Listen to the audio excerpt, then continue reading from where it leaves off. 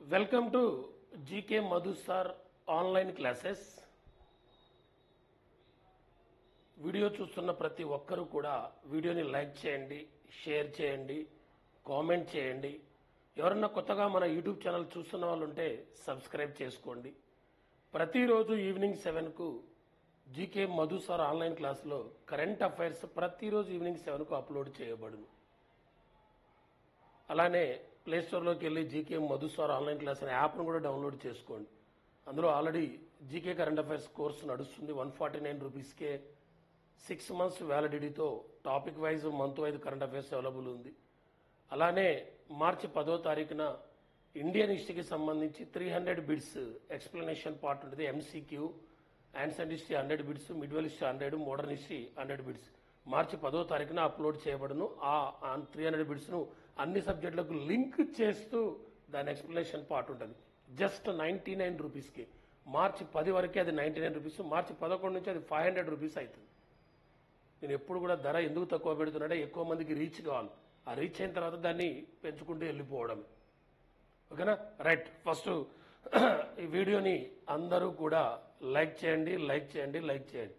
ఈరోజు current affairs issues ఏమేమి ఉన్నాయో ఒకసారి డిస్కషన్ చేద్దాం. ఓకేనా? రైట్. ఫస్ట్ టాపిక్ ఈరోజు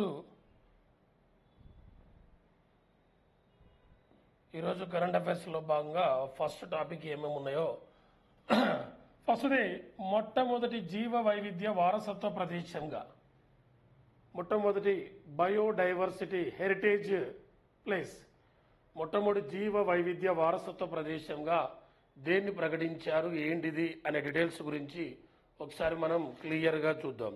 ఎక్కడ అంటే గుజరాత్లోని కచ్ జిల్లాలోని గునేరి గ్రామం. ఈ గునేరి గ్రామంలో ఉన్న గుజరాత్లోని కచ్ జిల్లాలోని గునేరి గ్రామంలో ఉన్న మడ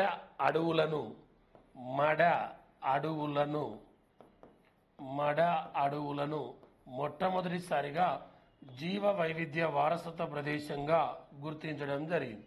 ఎక్కడ అంటే గునేరి గ్రామంలోని మడ అడవులను గుర్తించారు.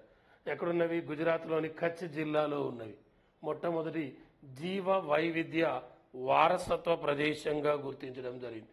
రీసెంట్గా మనకు జీవ వైవిధ్య సదస్సు కూడా జరిగింది. జాతీయ జీవ వైవిధ్య సదస్సు కూడా జరిగింది. మనం గత క్లాసులో కూడా చెప్పుకున్నాం. 2025 ఫిబ్రవరి 20 నుండి 22 వరకు, ఫిబ్రవరి 20 నుండి 22 వరకు జాతీయ జీవ వైవిధ్య సదస్సు జరిగిందన్నాం. National biodiversity summit. ఎక్కడ? రంగారెడ్డిలో జరిగింది. రంగారెడ్డి జిల్లాలో రంగారెడ్డి జిల్లాలోని కనహా శాంతివనంలో జరిగిందని మనం గత క్లాసులో కూడా చెప్పుకున్నాం. ఇది జాతీయ జీవ వైవిధ్య సదస్సు. అలానే అంతర్జాతీయ జీవ వైవిధ్య సదస్సు కూడా జరిగింది. 2024 అక్టోబర్ 21 నుండి నవంబర్ 1 వరకు 16వ అంతర్జాతీయ జీవ వైవిధ్య సదస్సు, ఇంటర్నేషనల్ బయోడైవర్సిటీ సమ్మిట్ కూడా జరిగింది. 16వ అంతర్జాతీయ జీవ వైవిధ్య సదస్సు ఎక్కడ అంటే కొలంబియాలో జరిగింది. 16వ అంతర్జాతీయ జీవ వైవిధ్య సదస్సు ఎక్కడ జరిగిందంటే కొలంబియాలో జరిగింది. ఆ కొలంబియాలో ఎక్కడ జరిగిందంటే కాలి అనే నగరంలో జరిగింది. కొలంబియాలోని కాలి అనే నగరంలో జరిగింది. కొలంబియా క్యాపిటల్ యాక్చువల్గా బోగాటా అనేది కొలంబియా యొక్క క్యాపిటల్. ఆ కొలంబియాలోని కాలిలో జరిగింది 16వ జీవ వైవిధ్య సదస్సు. నేషనల్ బయోడైవర్సిటీ అంటే జాతీయ జీవ వైవిధ్య సదస్సు ఏమో రంగారెడ్డిలోని కనహా శాంతివనంలో జరిగింది. అంతర్జాతీయ జీవ వైవిధ్య సదస్సు ఏమో కొలంబియాలోని కాలిలో జరిగింది. మొట్టమొదటి జాతీయ జీవ వైవిధ్య వారసత్వ ప్రదేశంగా గుజరాత్లోని కచ్ జిల్లాలోని గునేరి గ్రామంలో ఉన్న మడ అడవులను గుర్తించడం జరిగిందన్న. మరి జీవ వైవిధ్య సదస్సు, అంతర్జాతీయ జీవ వైవిధ్య సదస్సు 2 సంవత్సరాలకు ఒకసారి జరుగుద్ది. మళ్ళీ 2026లో జరగబోతుంది. ఆ 2026లో 17వ జీవ వైవిధ్య సదస్సు ఎక్కడ జరగబోతుందంటే ఆర్మేనియా దేశంలో జరగబోతుంది. మొట్టమొదటి అంతర్జాతీయ జీవ వైవిధ్య సదస్సు 1994లో జరిగింది. ఆ 1994లో ఎక్కడ అంటే బహుమస్ అనే దేశంలో జరిగింది. మన ఇండియాలో జీవ వైవిధ్య సదస్సు 2012లో జరిగింది. అది ఎన్నోదంటే 11వది. ఆ 11వది ఎక్కడ జరిగిందనంటే హైదరాబాద్లో జరిగింది. 11వది హైదరాబాద్. అంతర్జాతీయ జీవ వైవిధ్య దినం బయోడైవర్సిటీ డే ఎప్పుడంటే మే 22. ఆ మే 22 రాజా రామ్మోహన్ రాయ్ జయంతి కూడా. ఆ మే 2 మాదిరి భాగ్యరెడ్డి వర్మ, తెలంగాణ దళిత త్రయంలో ఒకరైన మాదిరి భాగ్యరెడ్డి వర్మ జయంతి కూడా మే 22వ తారీఖు. మరి యుఎన్ఓ అనే సంస్థ 2010 సంవత్సరాన్ని అంతర్జాతీయ జీవ వైవిధ్య సంవత్సరంగా ప్రకటించింది. అదే యుఎన్ఓ అనే సంస్థ 2011 నుంచి 2020 వరకు 2011 నుంచి 2020 వరకు జీవ వైవిధ్య దశాబ్దంగా ప్రకటించింది. 2011 నుంచి 20 వరకు జీవ వైవిధ్య దశాబ్దంగా, జీవ వైవిధ్య సంవత్సరం అయితేనే 2010ని ప్రకటించింది. అంటే మనకు ఫస్ట్ కరెంట్ అఫైర్స్ పాయింట్ ఏంటంటే ఇటీవల జీవ వైవిధ్య మొట్టమొదటి జాతీయ జీవ వైవిధ్య వారసత్వ ప్రదేశంగా గుజరాత్లోని కచ్ జిల్లాలోని గున్హేరి గ్రామంలో ఉన్న మడ అడవులను గుర్తించడం జరిగింది. మనకు రీసెంట్గా జాతీయ జీవ వైద్య సదస్సు జరిగిందన్నాం, రంగారెడ్డిలో జరిగిందన్నాం. అలానే అంతర్జాతీయ జీవ వైద్య సదస్సు కూడా జరిగిందన్నాం. అది ఎక్కడంటే కొలంబియాలోని కాలీలో జరిగిందన్నాం. అది 16వ జీవ వైద్య సదస్సు అన్నాం. మళ్ళీ 17వ జరగబోతుంది ఎక్కడంటే ఆర్మేనియా అన్నాం. మొట్టమొదటి 1994లో బహుమస్లో జరిగిందన్నాం. మన ఇండియాలో ఒకే ఒకసారి జరిగిందన్నాం. అది 2012లో జరిగిందన్నాం. అది 12వ జీవ వైద్య సదస్సు, 11వ జీవ వైద్య సదస్సు అన్నాం. అది ఎక్కడంటే హైదరాబాద్లో జరిగిందన్నాం. జీవ వైద్య దినం అంటే మే 22 అన్నాం. ఆ మే 22 రాజా రామ్మోహన్ రాయ్ జయంతి అన్నాం. ఆ మే 22 మాదిరి భాగ్యరెడ్డి వర్మ యొక్క జయంతి అన్నాం. 2010 యుఎన్ఓ జీవ వైద్య సంవత్సరంగా ప్రకటించిందన్నాం. అదే జీవ వైద్య దశాబ్దం అయితే 2011 నుంచి 20 వరకు జీవ వైవిధ్య దశాబ్దంగా ప్రకటించిందన్నాం. ఓకేనా? చూడండి, ప్రతి దాన్ని కూడా కరెంటు జీకే రెండు మిక్స్ అవుతూ వస్తాయి. మనకు మొన్న జరిగిన పాయింట్ జీవ వైద్యానికి సంబంధించిన గత జరిగింది అన్నీ కూడా వచ్చేస్తాయి. అందుకనే మన క్లాసుని ఎప్పుడు ఫాలో కాండి, లైక్ చేయండి. లైక్ మాత్రం చేయట్లేదు, లైక్ చేయండి, కామెంట్ రాయండి మీ మామ మీ బాబాయ్ గురించి. ఓకేనా? రైట్, నెక్స్ట్ చూద్దాం. నెక్స్ట్ వన్, కైలాస్ సత్యార్థి ఆటోబయోగ్రఫీని రాయడం జరిగింది. కైలాస్ సత్యార్థి నోబెల్ శాంతి బహుమతి పొందిన, నోబెల్ పీస్ అవార్డు పొందిన, నోబెల్ శాంతి బహుమతి గ్రహీత మన భారతీయుడైన కైలాస్ సత్యార్థి. కైలాస్ సత్యార్థి యొక్క ఆటోబయోగ్రఫీ రాయడం జరిగింది. దియా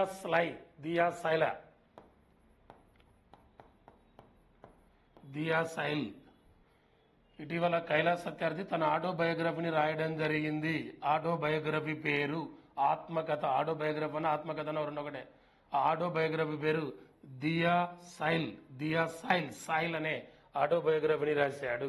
బయోగ్రఫీ అంటే అవతల వ్యక్తిది మనం రాయడం, ఆటోబయోగ్రఫీ అంటే మనది మనం రాసుకోవడం. ఆ కైలాస్ సత్యార్థి ఆటోబయోగ్రఫీ ఇటీవల రాయడం జరిగింది. దాని పేరు దియా సైల్ అనే ఆటోబయోగ్రఫీ.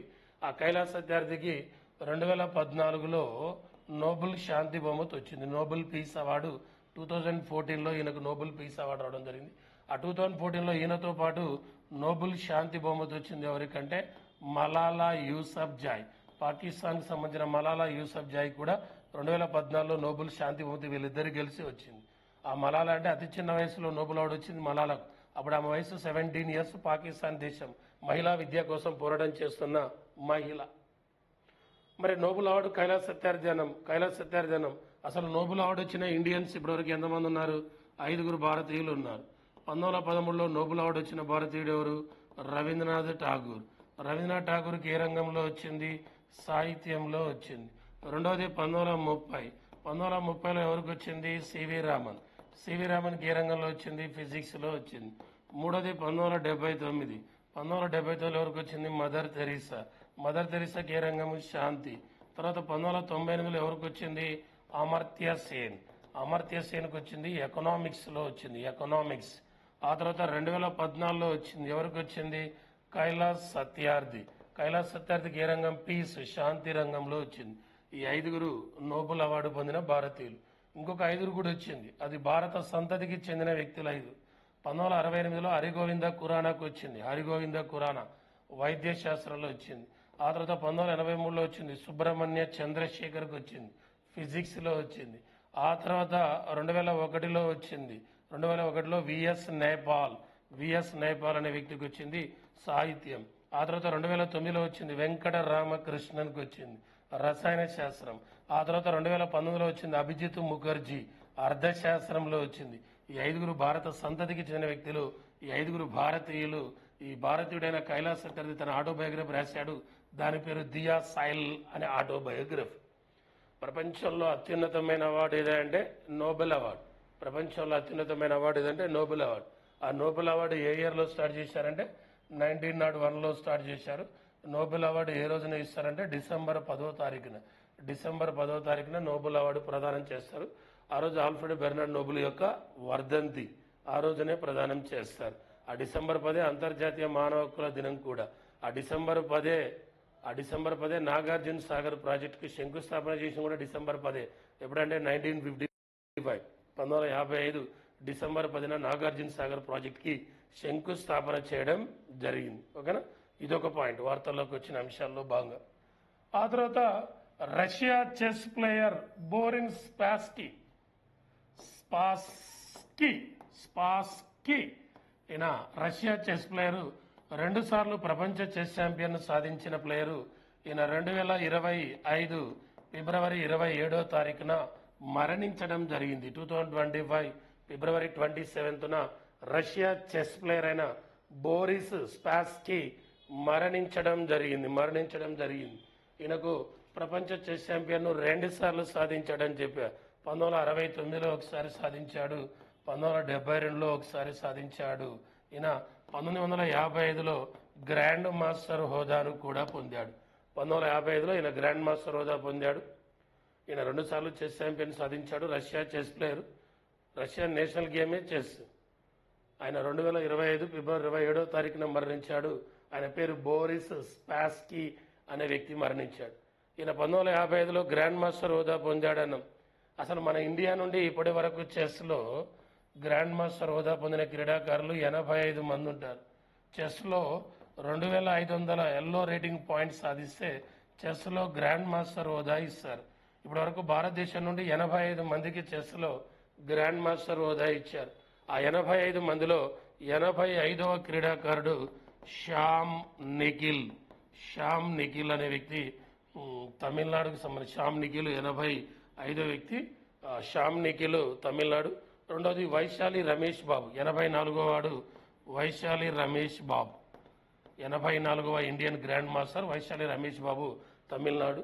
83వ వాడు ఆదిత్య సమంత్, 83వ చెస్ మాస్టర్ మన ఇండియా నుండి ఆదిత్య సమంత్ గ్రాండ్ చెస్. ఎన్ని రాష్ట్రం అంటే మహారాష్ట్ర. మొట్టమొదటి చెస్ ప్లేయర్ ఎవరంటే విశ్వనాథ్ ఆనంద్ ప్రపంచ చెస్ ఛాంపియన్ అయింది 1988.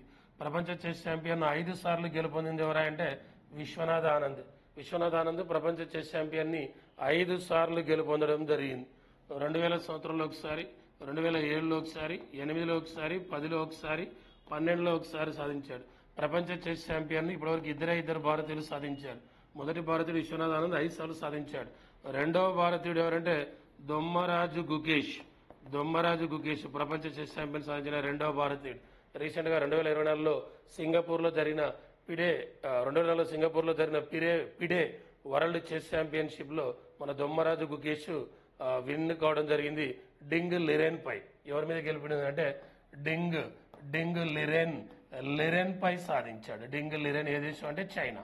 ఈయనపై విజయం. రీసెంట్ గా 2024లో పిడే వరల్డ్ చెస్ ఛాంపియన్షిప్ జరిగింది, సింగపూర్లో జరిగితే ఈ దొమ్మరాజు గుకేష్ అంటే భారతదేశం నుండి వరల్డ్ చెస్ ఛాంపియన్ సాధించిన రెండవ భారతీయుడు దొమ్మరాజు గుకేష్. మొదటి భారతీయుడు విశ్వనాథ్ ఆనంద్, ఆయన 5 సార్లు గెలుపొందాడు. ఆయన ప్రపంచ చెస్ ఛాంపియన్ 5 సార్లు గెలుపొందాడు. ఆయన భారతదేశంలో మొట్టమొదటి చెస్ గ్రాండ్ మాస్టర్. మన ఇండియా నుంచి చెస్లో గ్రాండ్ మాస్టర్ 85 మంది. అలానే రష్యాకు చెందిన ఒక చెస్ గ్రాండ్ మాస్టర్ మరణించాడు ఫిబ్రవరి 27న. ఆయన పేరే బోరిస్ స్పాస్కీ అనే వ్యక్తి మరణించడం జరిగింది. ఓకేనా, రైట్, ఇదొక పాయింట్. నెక్స్ట్ మరొకటి చూద్దాం. ఇండియాలో మొట్టమొదటి ఏఐ విశ్వవిద్యాలయం అన్నాం. ఏఐ అంటే ఆర్టిఫిషియల్ ఇంటెలిజెన్స్. ఆర్టిఫిషియల్ ఇంటెలిజెన్స్ కృత్రిమ మేధస్సు ఆర్టిఫిషియల్ ఇంటెలిజెన్స్. భారతదేశంలో మొట్టమొదటి ఏఐ విశ్వవిద్యాలయాన్ని ఎక్కడ అంటే మహారాష్ట్రలో ఏఐ విశ్వవిద్యాలయాన్ని ప్రారంభించబోతున్నారు మన ఇండియాలో. మొట్టమొదటి ఏఐకి సంబంధించి మరొక పాయింట్ ఏంటంటే మొట్టమొదటి ఏఐ విశ్వవిద్యాలయాన్ని మన ఇండియాలో ఎక్కడ ప్రారంభిస్తున్నారంటే మహారాష్ట్రలో. రీసెంట్గా 2025 ఫిబ్రవరి 11వ తారీఖున 3వ ఏఐ సమిట్ జరిగింది. ఆర్టిఫిషియల్ ఇంటెలిజెన్స్ సమిట్ జరిగింది. 2025 ఫిబ్రవరి 11న 3వ ఏఐ సదస్సు జరిగింది. ఆ 3వ ఏఐ సదస్సు ఎక్కడ జరిగింది? ప్యారిస్లో జరిగింది. మన ప్రధాని కూడా హాజరు కావడం జరిగింది. మళ్ళీ 2026లో 4వ ఏఐ సదస్సు జరగబోతుంది. ఆర్టిఫిషియల్ ఇంటెలిజెన్స్ సదస్సు 4వది. ఎక్కడ? మన ఇండియాలోనే జరగబోతుంది. 2023లో మొట్టమొదటి ఏఐ సదస్సు ఎక్కడ జరిగింది? బ్రిటన్లో జరిగింది. అదే 2024లో 2వ ఏఐ సదస్సు ఎక్కడ జరిగింది? దక్షిణ కొరియాలో జరిగింది. ఇదొక పాయింట్ ఏఐకి సంబంధించి. అలానే ఏఐకి సంబంధించి మరొక పాయింట్ ఏంటంటే ఏఐకి సంబంధించి మరొక పాయింట్ ఏంటంటే ఏఐ రంగంలో అత్యధిక స్టార్టప్లు కలిగిన దేశాల్లో భారత్ 7వ స్థానంలో ఉంది. ఏఐ రంగంలో అత్యధిక స్టార్టప్లు కలిగిన 7వ దేశం ఏదంటే భారత్. ఆర్టిఫిషియల్ ఇంటెలిజెన్స్లో అత్యధిక స్టార్టప్లు కలిగిన దేశాల్లో మన భారతదేశం ఏ స్థానంలో ఉందంటే 7వ స్థానంలో ఉంది. ఫస్ట్ ప్లేస్లో ఉన్నదైతే అమెరికా, 2వ స్థానంలో ఉన్న దేశం అయితే చైనా. ఫస్ట్ అమెరికా, 2వది చైనా, 3వది బ్రిటన్, 4వది ఇజ్రాయిల్. 4వ దేశం ఏదంటే 3వది బ్రిటన్, 4వది ఇజ్రాయిల్, 5వది కెనడా, 6వది ఫ్రాన్స్, 7వది ఇండియా. అత్యధిక ఏఐ రంగంలో అత్యధిక స్టార్టప్లు కలిగిన దేశాలు America, China, Britain, Israel, Canada, France. ఆ ఏఐ ఇండియాలో మొట్టమొదటి విశ్వవిద్యాలయం మహారాష్ట్ర. ఆ ఏఐ సదస్సు ఇటీవల ప్యారిస్. నెక్స్ట్ ఎక్కడ జరగబోతుందంటే ఇండియా. ఫస్ట్ ఎక్కడ జరిగిందంటే బ్రిటన్, 2వది ఎక్కడ జరిగిందంటే దక్షిణ కొరియా. అత్యధిక ఏఐ రంగంలో స్టార్టప్లు కలిగిన దేశాల్లో భారత్ 7వ స్థానంలో ఉందన్న. ఏఐ అంటే ఆర్టిఫిషియల్ ఇంటెలిజెన్స్. ఇంకొక ఏఐ కూడా ఉంది మనకు. ఇంకొక ఏఐ అంటే తెలుసా మనకు? సంస్థల్లో ఇంటర్నేషనల్ ఆర్గనైజేషన్లో వస్తుంది. ఏఐ అంటే ఏఐ ఆమ్నెస్టీ ఇంటర్నేషనల్. మరొక ఏఐ అంటే ఆమ్నెస్టీ ఇంటర్నేషనల్. ప్రపంచవ్యాప్తంగా మానవ హక్కుల కోసం పోరాడుతున్న సంస్థ. మానవ హక్కుల కోసం పోరాడుతుంది ఏఐ, ఆమ్నెస్టీ ఇంటర్నేషనల్. దీన్ని 1961లో ఏర్పాటు చేస్తే దీని ప్రధాన కార్యాలయం ఎక్కడుందనంటే లండన్లో ఉంది. ఏఐ ఆమ్నెస్టీ ఇంటర్నేషనల్ ప్రధాన కార్యాలయం ఎక్కడుందనంటే లండన్లో ఉంది. ఆ ఏఐ ప్రజెంట్ ప్రధాన కార్యదర్శిగా పనిచేస్తుంది ఆగ్నెస్ కల్లామర్డ్. ఏఐ ప్రధాన కార్యదర్శి. ఏఐ అంటే ఆర్టిఫిషియల్ ఇంటెలిజెన్స్ కాదు, ఆమ్నెస్టీ ఇంటర్నేషనల్. ఆ ఏఐకి నోబెల్ పీస్ అవార్డు కూడా వచ్చింది 1977లో. 1977లో ఏఐ అనే సంస్థకు నోబెల్ అవార్డు కూడా వచ్చింది, నోబెల్ పీస్ అవార్డు. ఏఐ అంటే ఆమ్నెస్టీ ఇంటర్నేషనల్. ఆ 1977లోనే వరల్డ్ బ్యాడ్మింటన్ ఛాంపియన్షిప్ స్టార్ట్ అయింది. ఎక్కడ అంటే స్వీడన్. ఆ 1977లోనే ఆంధ్రప్రదేశ్లో దివిసీమ ఉప్పెన వచ్చింది. ఆ 1977లోనే మన ఇండియాలో మొట్టమొదటి కాంగ్రెసేతర ప్రభుత్వం ఏర్పడింది. First non Congress party government ఏర్పడింది 1977. అప్పుడు ప్రధానమంత్రి ఎవరంటే మొరార్జీ దేశాయ్. అది ఎన్నో లోక్సభ అంటే 6వ లోక్సభ. అది ప్రజెంట్ ఉన్న లోక్సభ ఎన్నోదంటే 18వ లోక్సభ. 6వ లోక్సభకు ఉన్న ఇంపార్టెన్స్లు మొట్టమొదటి నాన్ కాంగ్రెస్ పార్టీ గవర్నమెంట్ ఏర్పడింది 6వ లోక్సభ. 6వ లోక్సభలోనే తక్కువ మంది మహిళా ఎంపీలు ఉన్నది. అతి తక్కువ మంది మహిళా ఎంపీలు ఉన్నది 6వ లోక్సభలోనే. 6వ లోక్సభలో మహిళా ఎంపీలు 19 మంది. ఇప్పుడు లోక్సభలో మహిళా ఎంపీలు 75. మొదటి 74 ఉంటే ఇప్పుడు 75. మొట్టమొదటి లోక్సభలో మహిళా ఎంపీలు 22 మంది. లాస్ట్ 17వ లోక్సభలో మహిళా ఎంపీలు 78 మంది. ఆ 6వ లోక్సభే మొట్టమొదటి కాంగ్రెస్ ఇతర ప్రభుత్వం ఏర్పడింది. యాక్చువల్గా లోక్సభ పదవి కాలం 5 సంవత్సరాలు ఉంటుంది, కానీ ఒక లోక్సభ 6 సంవత్సరాలు కొనసాగింది. 6 సంవత్సరాలు కొనసాగిన లోక్సభ ఎన్నోదంటే 5వ లోక్సభ. లోక్సభ పదవి కాలం 5 సంవత్సరాలు, కానీ ఒక లోక్సభ 1 ఇయర్ పాటే కొనసాగింది. ఆ లోక్సభ ఎన్నోదంటే 12వ లోక్సభ. ఆ 12వ లోక్సభకు స్పీకర్ ఎవరుగా పనిచేశారంటే జిఎంసి బాలయ్యకి 12వ లోక్సభ స్పీకర్గా పనిచేశాడు. ఆ తర్వాత 13వ లోక్సభ స్పీకర్ కూడా జిఎంసి బాలయ్యగా చేశాడు. 2002 వరకు చేశాడు. ఆ 2002లో ఆయన హెలికాప్టర్ ప్రమాద సంఘటనలో మరణిస్తే ఆయన ప్లేస్లో మనోహర్ జోషి వచ్చాడు. అంటే 12వ లోక్సభ స్పీకర్ జిఎంసి బాలయ్య. 13వ లోక్సభకు ఇద్దరు స్పీకర్లు, ఒకటి జిఎంసి బాలయ్య, 2 మనోహర్ జోషి.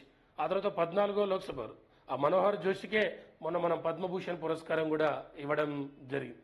ఆ తర్వాత 14వ లోక్సభ స్పీకర్ సోమనాథ్ చటర్జీ, 15వ లోక్సభ స్పీకర్ మీరా కుమారి, 16వ లోక్సభ స్పీకర్ సుమిత్రా మహాజన్, 17వ లోక్సభ ఓం బిర్లా, 18వ లోక్సభ కూడా ప్రజెంట్ ఓం బిర్లా. ఓకేనా, రైట్, ఇదొక పాయింట్. నెక్స్ట్ హంపి ఉత్సవాలు స్టార్ట్ అయ్యాయి. హంపి ఉత్సవాలు విజయనగర సామ్రాజ్య గత వైభవాన్ని చాటి చెప్పే హంపి ఉత్సవాలు 2025 ఫిబ్రవరి 28 నుండి మార్చి 2వ తారీఖు వరకు జరుగుతాయి. ఫిబ్రవరి 28 నుండి మార్చి 2వ తారీఖు వరకు ఈ హంపి ఉత్సవాలు జరుగుతాయి. విజయనగర సామ్రాజ్య గత వైభవాన్ని తెలిపే ఈ హంపి ఉత్సవాలు 2025 ఫిబ్రవరి 28 నుండి మార్చి 2 వరకు జరుగుతాయి. ఈ హంపినే పంపా క్షేత్రమని, కిష్కింద క్షేత్రమని, భాస్కర క్షేత్రమని కూడా పిలుస్తారు. ఈ హంపిని ఏమని పిలుస్తారంటే హంపిని ఏమని పిలుస్తారు? పంపా క్షేత్రమని, కిష్కింద క్షేత్రమని, భాస్కర క్షేత్రమని పిలుస్తారు. ఈ హంపిని యునెస్కో వారసత్వ జాబితాలో గుర్తించింది 1986లో. యునెస్కో వారసత్వ జాబితాలో ఈ హంపిని గుర్తించడం జరిగింది. విజయనగర సామ్రాజ్య గత వైభవాన్ని తెలిపేదే ఇది. అసలు విజయనగర సామ్రాజ్యం అన్నాం. విజయనగర సామ్రాజ్యాన్ని 1336లో హరిహర రాయలు బుక్కర్ రాయలు వీళ్ళిద్దరూ కలిసి 1336లో విజయనగర సామ్రాజ్యాన్ని ఏర్పాటు చేయడం జరిగింది. 1336లో హరిహర రాయలు బుక్కర్ రాయలు ఏర్పాటు చేశారు. విజయనగర సామ్రాజ్యాన్ని 4 రాజవంశాలు పరిపాలించాయి. అందులో మొట్టమొదటిది సంగమ వంశం. మొట్టమొదటిది ఏదంటే సంగమ వంశం పరిపాలించింది. ఆ సంగమ వంశం యొక్క పరిపాలనా కాలం 1336 నుండి 1485 వరకు సంగమ వంశం యొక్క పరిపాలనా కాలం. ఆ సంగమ వంశం స్థాపకుడు ఎవరంటే హరిహర బుక్కరాయలు. అందులో గొప్పవాడు ఎవరంటే రెండవ దేవరాయలు గొప్పవాడు. సంగమ వంశంలో రెండవ దేవరాయలు గొప్పవాడు. ఈ సంగమ వంశంలో చివరి వాడు ఎవరంటే ప్రౌఢ దేవరాయలు ఈ సంగమ వంశంలో చివరుడు. సంగమ తర్వాత రెండవది సాల్వ వంశం పరిపాలనా కాలం 1485 నుండి 1505 వరకు సాల్వ వంశం యొక్క పరిపాలనా కాలం. ఈ సాల్వ వంశం యొక్క పరిపాలనా కాలం సాల్వ వంశ స్థాపకుడు ఎవరు? సాల్వ నరసింహ. ఈ సాల్వ నరసింహ కాలంలోనే సుప్రసిద్ధ వాగ్గేయకారుడు అన్నమయ్య గలడు.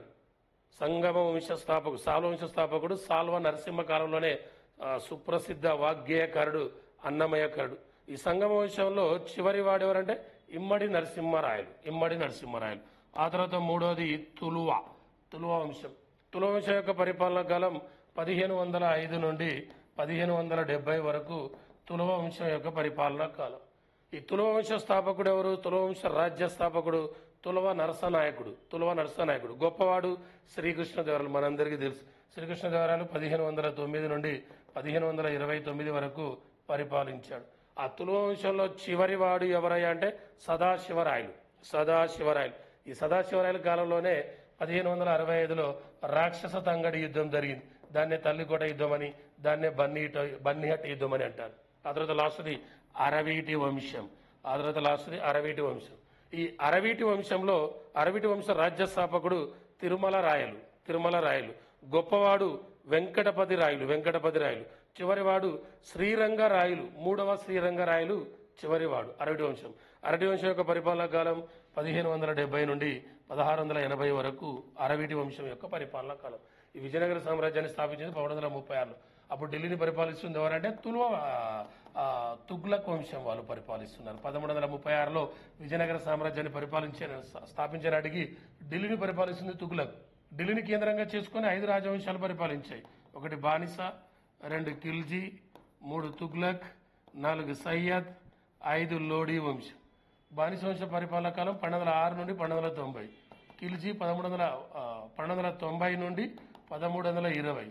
తుగ్లక్ 1320 నుండి 1414. సయ్యద్ 1414 నుండి 1451. లోడీ 1451 నుండి 1526. ఇది మన క్లాస్ వినడం వల్ల ఇదే ఫెచ్చింగ్ మీకు. కరెంట్ అఫైర్స్ నుంచి హిస్టరీ, కరెంట్ అఫైర్స్ నుంచి పాలిటీ, కరెంట్ అఫైర్స్ నుంచి Geography, economy, science and technology, biology అన్ని సబ్జెక్టులోకి లింక్ వెళ్తుంది. అలా ఉండాలి. జీకే చెప్పే ఫ్యాకల్టీ ఫస్ట్ అన్ని సబ్జెక్టుల మీద అవేర్నెస్ ఉంటే ఈజీ. నీ కరెంట్ అఫైర్స్ ఈజీ. ఇప్పుడు విజయనగరం చూడండి, నీకు ఇప్పుడు నేను హంపి అనే ఉత్సవాలు జరిగినాయి కాబట్టి దాన్ని ఎంత ఒక్క నిమిషంలో చెప్పి వెళ్ళిపోవచ్చు. అలా కాదు. హంపి ఉత్సవాలు విజయనగర సామ్రాజ్యం అన్నాం. మరి హంపి ఉత్సవాలు ఎప్పటి నుంచి ఎప్పటి జరిగినాయి? ఆ హంపికి ఉన్న పేర్లు ఏంటి? ఆ హంపి నన్ను మరి హంపి విజయనగరం కాబట్టి విజయనగరం ఏంది ఎన్ని విషయాలు పరిపాలించాయి దాన్ని అట్లా లింక్ చేస్తే వెళ్ళాలి. ఏదో పేపర్ మీద వేసుకుని 4 గంటలు వేసుకుని నెక్స్ట్ పాయింట్ ఏంది అది. అందుకనే మనం ఫాలో కండి. మీకు అన్ని ఇబ్బందులు కూడా నీట్గా వెళ్ళిపోతుంది. నేను కష్టపడతా, రోజుకు 4-5 గంటలు చదువుతా. నేను 5 అవర్స్ ఒక హాఫ్ అన్ అవర్ వీడియో చూడడానికి 5 అవర్స్ చదవాలి నేను. ఏముంటుంది మిగతా అంటే ఏదో వాళ్ళకు డబ్బు, మనది అది కాదు. ఆంధ్ర తెలంగాణలో ప్రతి విద్యార్థి నిరుద్యోగికి నా పేరు తెలియజేసుకోవడమే నా జీవిత ఆశయం. చేస్తా దాన్ని, ఇంకా చదువుతా మీకోసం. నా స్వార్థం కూడా దానిలో ఎందుకు, నాకు అందరికీ తెలవాలన్న ఉద్దేశం అంతే. మీరు కష్టపడి నేను కష్టపడదాం. ఈసారి మనం అంటే ఏందో ఈ సమాజానికి ప్రూఫ్ చేసుకుందాం. ఎంతకని మాటలు పడదాం, ప్రతి యధవతో మాట్లాడాల్సి వస్తుంది. చదివేయండి, జాబ్ కొట్టేద్దాం ఈ దెబ్బతో, మన జీవితాలు మారిపోవాలి. ఓకేనా? రైట్. నెక్స్ట్ జురాంగ్ రోవర్ అనేది వార్తల్లోకి వచ్చింది. ఇక్కడ జాగ్రఫీకి సంబంధించిన పాయింట్స్ అన్ని చాలా వస్తాయి, చూద్దాం ఒకసారి. జురాంగ్ రోవర్ ఇటీవల ఈ చైనా దేశానికి చెందిన జురాంగ్ రోవర్ అందించిన డేటా ఆధారంగా అంగారక గ్రహంపై మార్స్ అంగారక గ్రహంపై ఎవరు అందించిన డేటా? Zhurong rover. ఏ దేశం సంబంధించింది? చైనా. ఆ అంగారక గ్రహంపై 300 కోట్ల సంవత్సరాల క్రితం 300 సంవత్సరాల క్రితం బీచ్ ఉన్నట్లుగా నిర్ధారించడం చైనా శాస్త్రవేత్తలు నిర్ధారణ చేశారు. ఇటీవల చైనా దేశానికి చెందిన జురాంగ్ రోవర్ అందించిన డేటా ఆధారంగా మార్స్ అంగారక గ్రహంపై 300 కోట్ల సంవత్సరాల క్రితం బీచ్ ఉన్నట్లుగా చైనా శాస్త్రవేత్తలు నిర్ధారణ చేశారు. అంతకంటే ముందు 1970లో అమెరికాకు చెందిన నాసా వాళ్ళు మైరైనర్ అనే 9 అనే వ్యోమనౌక అంగారక గ్రహంపై ఒకప్పుడు నీరు ఉన్నట్లుగా ప్రకటించింది. అంగారక గ్రహంపై వాచర్ నీరు ఉన్నట్లుగా మైరైనర్ 9 అనే వ్యోమనౌక ప్రకటించింది. 1970లో అమెరికా నాసా వాళ్ళు నిర్ధారించిందేమో నీరు ఉన్నట్లుగా ప్రకటించడం జరిగింది. ఇప్పుడేమో బీచ్ ఉన్నట్లుగా 300 కోట్ల సంవత్సరాల క్రితమే బీచ్ ఉన్నట్లుగా జురాంగ్ రోవర్ డేటా ఆధారంగా ఎవరు పంపించారంటే చైనా వాళ్ళు పంపించడం జరిగింది. మరి మార్స్ అన్నం, అంగారకుడు అన్నం. మనకు జియోగ్రఫీలో గ్రహాలు మొత్తం ఇప్పుడు గ్రహాలన్నీ 8 గ్రహాలు ఉన్నాయి. ఒకప్పుడు 9 ఉండే. ప్లూటో గ్రహాన్ని తొలగించారు. 2006 ఆగస్టు 24న చెక్ రిపబ్లిక్ రాజధాని ప్రేగులో జరిగిన ఆస్ట్రానామికల్ యూనియన్ సదస్సులో ప్లూటోకి గ్రహం హోదాను తొలగించడం జరిగింది. ఇప్పుడు మొత్తం గ్రహాలన్నీ 8 ఉన్నాయి. ఆ 8 గ్రహాల్లో సూర్యుని దూరాన్ని బట్టి చూస్తే 4వది. సూర్యుని నుండి చూస్తే 4వ గ్రహం ఏదంటే అంగారకుడే. అదే మొదటిదైతే బుధుడు, రెండవదైతే శుక్రుడు, మూడోదైతే భూమి, 4వదైతే అంగారకుడు. 4వ గ్రహం అంగారకుడు. మరి అంగారకుడు అన్నాం. ఈ అంగారకుడిని ఇంగ్లీష్లో మనం మార్స్ అంటాం. అంగారకుడికి మరొక పేరు కుజుడు అని కూడా అంటాం. అంగారకి మరొక పేరు ఏంటంటే కుజుడు అని కూడా పిలుస్తాం. అంగారకునికి మరొక పేరు. ఈ అంగారక యొక్క ఆత్మ భ్రమణ కాలం తన చుట్టూ తాను తిరగడానికి 24 గంటల 10 నిమిషాల టైం పడుతుంది. ఆత్మ భ్రమణ కాలానికి 24 గంటల 10 నిమిషాలు. అదే పరిభ్రమణ కాలం తన చుట్టూ సూర్యుని చుట్టూ పరిభ్రమణ కాలానికి 687 రోజులు పడుతుంది. 867 687 రోజులు పడుతుంది అంగారక గ్రహానికి పరిభ్రమణ కాలానికి. దీన్నే ఎరుపు గ్రహమని, అరుణ గ్రహమని, రెడ్ ప్లానెట్ అని కూడా పిలుస్తారు. దీనికి ఉన్న ఉపగ్రహాలు 2. అంగారక గ్రహానికి ఉన్న ఉపగ్రహాలు 2. ఒకటి డెమోస్, 2 పోబోస్. అనే 2 ఉపగ్రహాలు ఉన్నాయి. దేనికి? అంగారక గ్రహానికి. ఈ అంగారకుడిపై ఉపగ్రహాలు ప్రయోగిస్తే ఆ అంగారక ఉపగ్రహంలోకి కక్షలోకి ఆ ఉపగ్రహాలు పంపించిన దేశాల్లో మన భారతదేశం 4వ స్థానంలో ఉంది. 4వ స్థానం. అంగారక గ్రహం యొక్క కక్షలోకి ఉపగ్రహాలు ప్రయోగించిన దేశాల్లో మన భారతదేశం 4వ స్థానంలో ఉంది. ఫస్ట్ అయితే అమెరికా, రెండోదైతే రష్యా, మూడోదైతే యూరోపియన్ స్పేస్ ఏజెన్సీ, నాలుగోది ఇండియా. మనం అంగారక గ్రహం పైకి మామ్ లేదా మంగళయాన్ అనే ఉపగ్రహాన్ని ప్రయోగించాం. 2013 నవంబర్ 5వ తారీఖున మామ్ లేదా మంగళయాన్ అనే ఉపగ్రహాన్ని మనం అంగారక గ్రహం పైకి ప్రయోగిస్తే ఆ అంగారక గ్రహం పై ప్రయోగించిన మామ్ లేదా మంగళయాన్ అనేది ఆ అంగారకుడి కక్షలోకి చేరింది 2014 సెప్టెంబర్ 24వ తారీఖున అది అంగారకుడి యొక్క కక్షలోకి చేరడం జరిగింది. ఏది మామ్ లేదా మంగళయాన్. ఆ మామ్ లేదా మంగళయాన్ని మనం PSLV C-25 అనే రాకెట్ ద్వారా ఆ మామ్ లేదా మంగళయాన్ ఉపగ్రహాన్ని మనం ప్రయోగించడం జరిగింది. PSLV అంటే పోలార్ శాటిలైట్ లాంచ్ వెహికల్. ఓకేనా, ఇది రీసెంట్గా జూరాంగ్ రోవర్ దాని బేస్డ్ ఆన్ అంగారక, ఆ అంగారక సంబంధించిన పాయింట్స్. మరి ఇంకా చెప్పుకోదలుచుకుంటే జాగ్రఫీకి సంబంధించి ఇంకో పాయింట్ కూడా ఉంది. ఇటీవల అంగారక గ్రహం మీద ఏమన్నాము, బీచ్ ఉన్నట్లుగా గుర్తించారన్నాం. ఇటీవల మన ఇండియాలో రెండు బీచ్లకు బ్లూ ఫ్లాగ్ సర్టిఫికేషన్ ఇచ్చారు. బ్లూ ఫ్లాగ్ సర్టిఫికేషన్ ఇవ్వడం జరిగింది. పర్యావరణానికి అనుకూలంగా ఉన్న బీచ్లకు, ఆహ్లాదకరమైన వాతావరణానికి అనుకూలంగా, పర్యావరణానికి అనుకూలంగా ఉన్న బీచ్లకు బ్లూ ఫ్లాగ్ సర్టిఫికేషన్ ఇస్తారు. మొన్నటి వరకు మన ఇండియాలో బ్లూ ఫ్లాగ్ సర్టిఫికేషన్లో 12 ఉండే బ్లూ ఫ్లాగ్ సర్టిఫికేషన్ బీచ్లు ఇప్పుడు 14 బీచ్లు అయినాయి. ఆ 2 బీచ్లు రీసెంట్గా గుర్తించారు. రెండు కూడా కేరళలోనే. ఆ కేరళలో ఒకటి కోజికోడ్లో ఉన్న కప్పడ్ బీచ్, కప్పడ్ బీచ్ను గుర్తించడం జరిగింది. ఇది కేరళలోని కోజికోడ్. రెండోది కర్నూలులో ఉన్న చాల్ బీచ్, కర్నూలులో ఉన్న చాల్ బీచ్. ఈ రెండింటికి రీసెంట్గా బ్లూ ఫ్లాగ్ సర్టిఫికేషన్ ఇచ్చిన బీచ్లు మొత్తం 14 బీచ్లు ఉన్నాయి. అందులో ఏపీ నుంచి ఒక బీచ్ ఉంది. ఆ ఏపీ నుంచి ఉన్నది Rishikonda beach. Blue flag certification పొందిన ఇండియాలో ఆంధ్రప్రదేశ్ సంబంధించిన బీచ్ ఏదంటే రిషికొండ బీచ్. ఓకేనా, ఇదొక పాయింట్ అన్నట్టు. అటు చూడండి, అంగారక గ్రహంపై బీచ్ ఉన్నట్లు నిర్ధారించడంతో ఆ బీచ్ ప్లేస్ రాన్ మళ్ళా మన ఇండియాలో బ్లూ ఫ్లాగ్ సర్టిఫికేషన్ ఉన్న బీచ్ల గురించి చెప్పినా. Okay, right. Next world bank అనేది రీసెంట్గా వార్తల్లోకి రావడం జరిగింది. ఆ వరల్డ్ బ్యాంక్ ఎందుకు వార్తల్లోకి వచ్చింది ఏందా అని అంటే 2047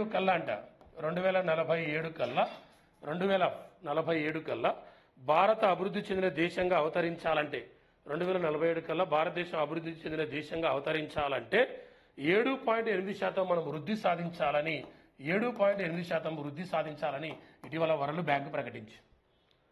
భారతదేశం 2047 కల్లా అభివృద్ధి చెందిన దేశంగా అవతరించాలంటే 7.8% వృద్ధి సాధించాలని ఇటీవల వరల్డ్ బ్యాంకు తాజా నివేదికలో ప్రకటించడం జరిగింది. మన ఇండియా 2000 నుంచి 2004 మధ్య వృద్ధి రేటు సగటున 6.3%గా ఉందని వెల్లడించింది. 2000 నుండి 2024 వరకు మన వృద్ధి రేటు సగటున 6.3%గా ఉన్నట్లు వరల్డ్ బ్యాంక్ ప్రకటిస్తే, ఆ వరల్డ్ బ్యాంకు ఇటీవల మనం అభివృద్ధి చెందిన దేశంగా 2047 కల్లా కావాలంటే మన వృద్ధి రేటు 7.8% ఉండాలని ఇటీవల ప్రకటించింది ఎవరంటే వరల్డ్ బ్యాంకు ప్రకటించింది. అదే 2000 నుంచి 2024 మధ్యకాలంలో మన వృద్ధి రేటు 6.3%గా ఉందని వరల్డ్ బ్యాంకు ప్రకటించింది. వరల్డ్ బ్యాంక్ అంటే ఎక్కడుంది? వరల్డ్ బ్యాంక్ ఎక్కడుంది? వాషింగ్టన్. వరల్డ్ బ్యాంక్ ఎక్కడుందంటే వాషింగ్టన్లో వరల్డ్ బ్యాంక్ ఉంది. ప్రజెంట్ వరల్డ్ బ్యాంకు అధ్యక్షుడు ఎవరు? అజయ్ పాల్ సింగ్ బంగా అనే వ్యక్తి ప్రజెంట్ వరల్డ్ బ్యాంక్ అధ్యక్షునిగా పనిచేస్తున్నాడు. ఆ వరల్డ్ బ్యాంకు ఎగ్జిక్యూటివ్ డైరెక్టర్గా పనిచేస్తున్న భారతీయుడు ఎవరు? పరమేశ్వరన్ అయ్యర్. ఈ పరమేశ్వరన్ అయ్యర్ మాజీ నీతి ఆయోగ్ సీఈఓగా పనిచేశాడు. అలానే present world bank chief economist ఎవరు? ఇండర్మిట్ గిల్ అనే వ్యక్తి present world bank chief economist. ఆ ఇండర్మిట్ గిల్ మన ఇండియన్. ఆయన వరల్డ్ బ్యాంకు చీఫ్ ఎకనామిస్ట్గా పనిచేస్తున్నాడు. అలానే వరల్డ్ బ్యాంకు ఎండి అండ్ సిఎఫ్ఓగా పనిచేస్తుంది అన్షులా కాంత్, మన ఇండియన్. ఈయన కూడా Anshula Kant MD managing director and CFO chief financial ఆఫీసర్గా పనిచేస్తుంది వరల్డ్ బ్యాంకు అన్షులా కాంత్ అనే వ్యక్తి పనిచేస్తున్నాడు. వరల్డ్ బ్యాంక్ అధ్యక్షుడు Ajay Pal Singh Banga. World bank MD and CFO అంటే Anshula Kant. World bank executive డైరెక్టర్గా పనిచేస్తున్న భారతీయుడు Parameswaran Iyer. World bank chief economist Indermit Gill, మన ఇండియన్. ఆ వరల్డ్ బ్యాంక్ హెడ్ క్వార్టర్ ఎక్కడ ఉందంటే వాషింగ్టన్లో ఉంది. ఓకేనా, రైట్. ఇదొక పాయింట్. నెక్స్ట్ చూద్దాం. సీనియర్ మహిళల జాతీయ హాకీ ఛాంపియన్షిప్ అనేది ఈరోజు స్టార్ట్ అయింది. మార్చి 1వ తారీఖున స్టార్ట్ అయింది. మార్చి 2025 మార్చి 1 నుండి 12 వరకు జరుగుద్ది. ఇది 15వ సీనియర్ మహిళల జాతీయ హాకీ ఛాంపియన్షిప్ ఎక్కడ స్టార్ట్ అయిందంటే హర్యానాలోని పంచకులలో స్టార్ట్ అయింది సీనియర్ మహిళల జాతీయ హాకీ ఛాంపియన్షిప్. ఎన్నోదంటే 15వ. ఈరోజు స్టార్ట్ అయింది. మార్చి 12 దాని రిజల్ట్స్ వస్తాయి. ఇప్పటి వరకు 15 సార్లు జరిగితే ఎక్కువ సార్లు ఎవరికి వచ్చిందంటే రైల్వేస్ జట్టుకి ఎక్కువ సార్లు వచ్చింది. 8 సార్లు రైల్వేస్ జట్టు గెలుపొందితే ఇది స్టార్ట్ అయింది ఎప్పుడంటే 2011లో స్టార్ట్ అయింది. సీనియర్ మహిళల జాతీయ హాకీ ఛాంపియన్షిప్ 2011లో స్టార్ట్ అయింది. ఇప్పుడు జరిగేది 15వ జరుగుతుంది. ఎక్కడంటే హర్యానాలోని పంచకులలో జరుగుతుంది. ఓకేనా, రైట్. నెక్స్ట్, విండ్ పవర్ ఉత్పత్తిలో భారత స్థానం. విండ్ పవర్ అంటే పవన శక్తిలో ఉత్పత్తిలో భారత స్థానం. ఇది ఎవరి నివేదిక ప్రకారం అంటే క్రిసెల్ నివేదిక ప్రకారం విండ్ పవర్ లో లేదా పవన శక్తి ఉత్పత్తిలో భారత స్థానం 4వ స్థానం. విండ్ పవర్ అంటే పవన శక్తి అంటే గాలి ద్వారా విద్యుత్ ఉత్పత్తిని చేయడం. విండ్ పవర్ పవన శక్తి. అందులో భారతదేశ స్థానం ఏ స్థానంలో ఉందంటే 4వ స్థానంలో ఉంది. 4వ స్థానం. మొదటిది అయితే చైనా, రెండోది అయితే అమెరికా, మూడోది అయితే జర్మనీ, 4వది అయితే భారత్. ఫస్ట్ చైనా, 2 అమెరికా, 3వది జర్మనీ, 4వది భారత్. అదే భారతదేశంలో పవన ఉత్పత్తి లేదా పవన శక్తి ఉత్పత్తిలో లేదా విండ్ పవర్ ఉత్పత్తిలో భారతదేశంలో ప్రథమ స్థానం ఎవరంటే భారతదేశంలో ప్రథమ స్థానం గుజరాత్, రెండవది మహారాష్ట్ర, మూడవది తమిళనాడు, 4వది కర్ణాటక, 5వది ఆంధ్రప్రదేశ్. భారతదేశంలో అయితే Gujarat first, Maharashtra second, 3rd Tamil Nadu, 3 Karnataka, 4 Andhra Pradesh, 4వది ఆంధ్రప్రదేశ్. ఓకేనా. ఇది మామూలుగా విండ్ పవర్ ఉత్పత్తులు ఎవరి నివేదిక? క్రిసెల్ నివేదిక ప్రకారం మన ఇండియా 4th ప్లేస్ 4వ స్థానంలో ఉంది. 2027 నాటికి మనం విండ్ పవర్ ను 63 గిగావాట్లు సాధించాలని లక్ష్యంగా పెట్టుకున్నాం. 63 గిగావాట్లు సాధించాలని లక్ష్యంగా పెట్టుకున్నాం 2027 నాటికి. అదే సౌరశక్తి సోలార్ ఎనర్జీ మనం 2025 జనవరి 31 నాటికి 100 గిగావాట్లను సాధించడం జరిగింది. 2025 జనవరి 31 నాటికి సౌర విద్యుత్ ఉత్పత్తిలో లేదా సోలార్ పవర్ లో మనం 100 గిగావాట్లను సాధించడం జరిగింది 2025 జనవరి 31 నాటికి. ఓకేనా, ఇదొక పాయింట్ వార్తల్లోకి వచ్చింది.